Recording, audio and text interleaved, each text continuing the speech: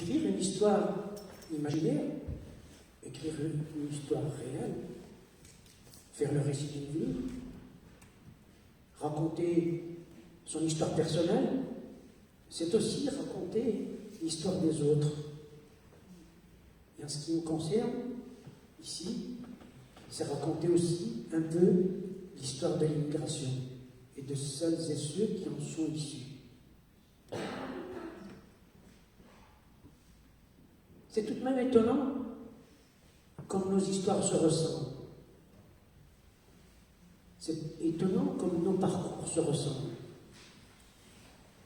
Elles se ressemblent, mais sont aussi différentes, diverses et riches de cette diversité. À propos de ce livre, on m'a fait, il n'y a pas très longtemps, une remarque, moins sympathique celle-ci, une personne qui me disait « Encore un récit sur l'immigration, encore une histoire de femmes et de travailleurs immigrés ». J'ai répondu « Oui, encore ». En effet, pourquoi raconter cette histoire? Pourquoi livrer un nouveau récit sur ce sujet? Eh bien, parce que l'homme est oublieux. L'homme oublie. Et il faut lui raconter encore et encore cette histoire. Il faut lui raconter sans cesse cette histoire. Lui raconter encore et toujours cette histoire. Pour qu'enfin, elle puisse s'imprimer dans sa mémoire. Pour qu'enfin, elle puisse intégrer la mémoire collective. Cette mémoire collective qui est mise à mal en ce moment.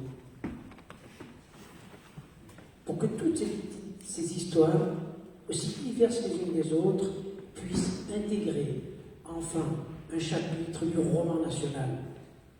Ce roman national qui reste encore à écrire. Mon père s'est occupé du centre d'hébergement des Nord-Africains de la Bâtie à Saint-Étienne. C'est son centre d'hébergement des Nord-Africains. J'ai donc grandi près de ce foyer de travailleurs immigrés. Et aujourd'hui, 40 ans plus tard, j'ai décidé de retrouver ces personnes qui ont séjourné dans ce foyer. Même si pour certains, le lien n'a jamais vraiment été rompu, car souvent il m'est arrivé de les croiser au hasard dans la ville. Mais la plupart ne sont plus de ce monde. Ô immigrants, vois-tu? C'est la question que se posent toutes celles et ceux qui un jour quittent leur famille, leur village, leur pays, pour aller sous d'autres cieux chercher la fortune, la liberté, l'amour, ou même toutes ces choses à la fois. Toutes ces quêtes sont estimables et dignes. Ô immigrants, où vas-tu? C'est la traduction du titre de la chanson de chanteur algérien Bahman El-Harraji, Ya Rayah. Cette chanson qui va marquer toute une période, elle va être la bande-son de toute une génération. Et comme dans sa longue introduction musicale, mon récit va cheminer lentement entre témoignages de ceux qui ont vécu cette période et le ressenti, les doutes, les interrogations de leurs enfants, petits-enfants. Il va cheminer entre nostalgie d'un passé révolu et cris de colère contre un système qui ne respecte jamais la dignité de ces hommes venus de leur plein gré, renforcer de façon décisive l'économie de ce pays. Combien de gens ont regretté leur choix? Mais c'est trop tard. L'histoire a happé des générations entières. Ce récit n'est pas misérabiliste et larmoyant. Il se veut être un simple rappel à la mémoire collective, rappel ô combien nécessaire en ces moments de doute. À chaque fois que je reviens dans le quartier de la Bâtie, un pincement au cœur déclenche une nostalgie. Quel singulier sentiment, la nostalgie. Ce sentiment si intime, si particulier, c'est un mélange de regret et de joie. La tristesse de ne plus voir les personnes tant aimées, de ne plus voir les lieux de notre enfance. Et même si en retournant sur les lieux de notre enfance, même si la rue, les arbres, les maisons sont encore là, ce ne sont plus ceux de jadis. Et il y a toutes les émotions agréables et positives qui remontent du fond de la mémoire et du temps. C'est comme le mal du pays. Ce mal du pays, ce nostos, que j'ai vécu en écrivant ces lignes, est du même ordre que le mal du pays sur lequel s'est figé tant et tant de vies de ces travailleurs immigrés.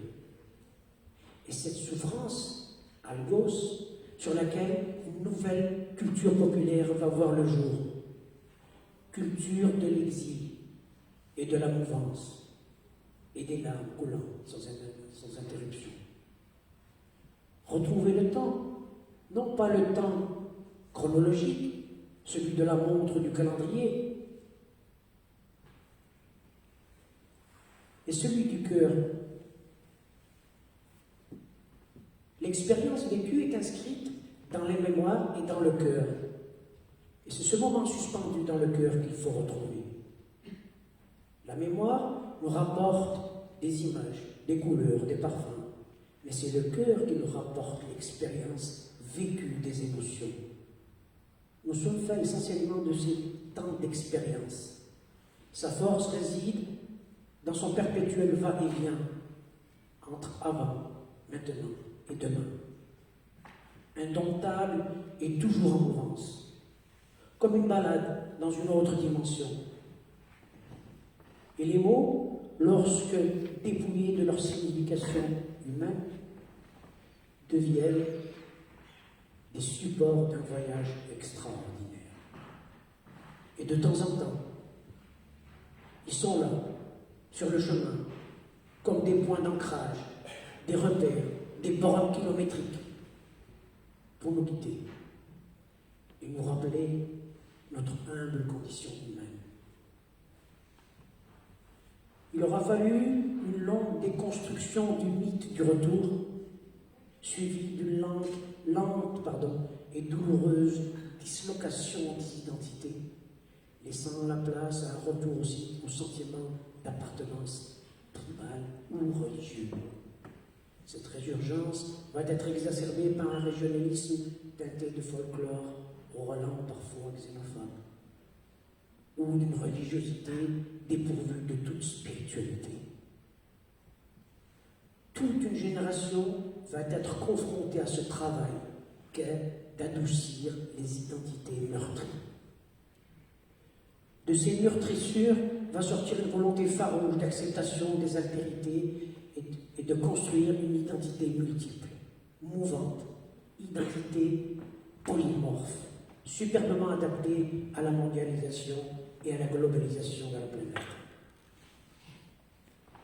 Ô immigrants, où vas-tu? Cette question qui débute le récit et dont l'écho se fait encore entendre, c'est la question existentielle par excellence. C'est la question de toutes celles et ceux qui, du jour au lendemain, partent ailleurs. Ils partent chercher quoi? Ils vont vers quel ailleurs?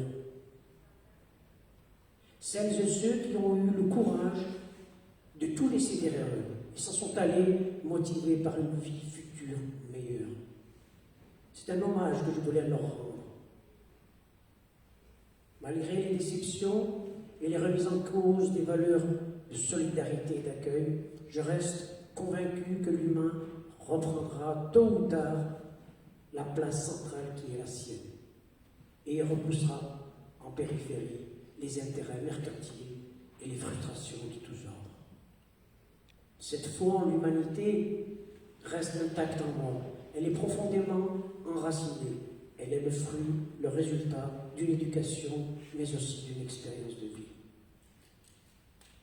Dans les yeux des enfants brille l'espoir brille de mille feux. Sur les pas de ceux qui nous ont précédés, marchons avec cet espoir au cœur, celui que nous avions dans nos yeux d'enfants. Ce pays généreux est fait de toutes ces femmes et de tous ces hommes venus des plus lointaines contrées pour donner naissance à ce nouveau visage. Le mélange sanguin qui irrigue les veines et redonne une vitalité juvénile. C'est une histoire banale, faite de plein de petites histoires. Elle raconte l'histoire des immigrés. C'est la chronique de la pauvreté, le récit des solitudes, mais aussi celui de l'oppression d'un système économique. Ces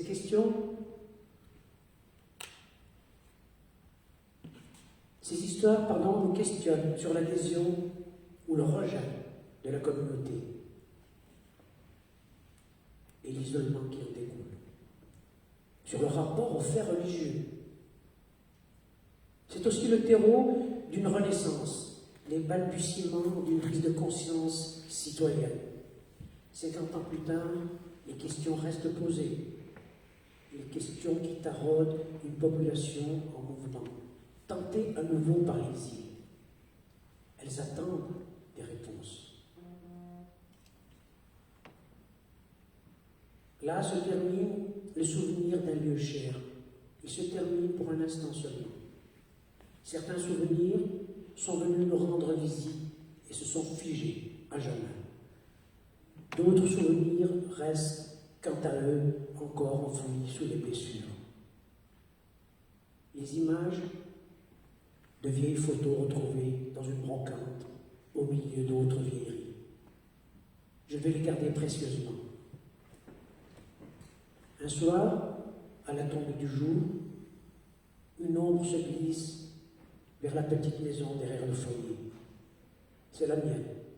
Je viens hanter les lieux. Je viens revoir mon père et son allure aristocratique, un peu dandy. Je suis en ce lieu de chers souvenirs. Je suis là, devant vous, nu, indécent. Je reste là, comme un vieux pleurnichard. Que vais-je faire de ce fatras aujourd'hui? Faire revivre les souvenirs à notre époque? Vous plaisantez? Pénétrons une dernière fois dans la petite maison derrière le foyer, pendant que les souvenirs sont occupés ailleurs, depuis qu'ils ne sont plus de ce monde. À l'intérieur de la maison bat le cœur du quartier. Sur les murs, des photos jolies, une armoire en chêne massif, une bibliothèque avec des livres écrits en arabe, en français. Je me laisse flageller. À cet instant, le vernis s'effrite, la chair saigne.